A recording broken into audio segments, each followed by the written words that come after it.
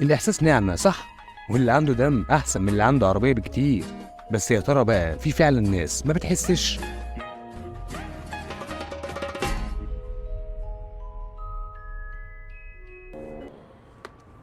انت بارد يلا.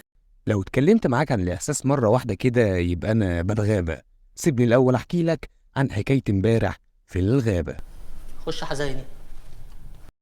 امبارح وانا في الغابة حسيت ان في حاجة بتتحرك تحت رجلي، وكنت سامع صوت غريب، فبصيت كده وركزت وانتبهت. عرفت انه اسد.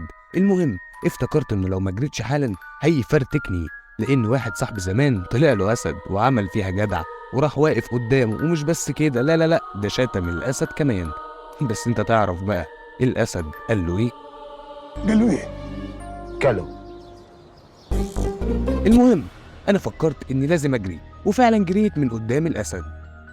حضرتك مش فاهم حاجه صح؟ تعال افاجئك يا طالب تانية ثانوي واعرف حضرتك ان انا كده لخصت لك علم النفس بتاعك كله. صل على النبي وما تقفلش الفيديو. سلام. أما قصة وتعال اعرفك احنا استفدنا ايه من القصه العبره دي. تعال.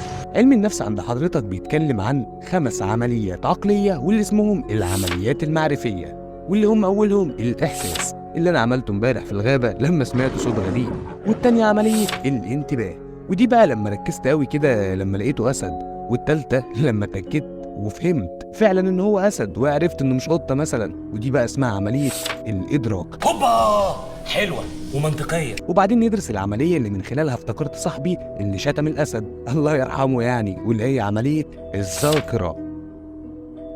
والاخيره لما قلت لسيادتك اني فكرت اني لازم اجري، الا وهي عمليه التفكير. هم دول ال5 عمليات اللي عندك واللي عندي وعند كل الناس، واللي من غيرهم مش هتعرف تعيش. ولو عندك مشكله في واحده فيهم هتعاني. انت لو عندك مشكله مثلا في حاسه من الحواس، اللي قدامها هتعرف ان هم 11 حاسه مش 5 بس. هيبقى عند حضرتك مشكله في باقي العمليات اللي هم الانتباه او الادراك، او حتى مشكله في الذاكره. بس يا ترى بقى سيادتك عارف اصلا احنا ازاي بنحس؟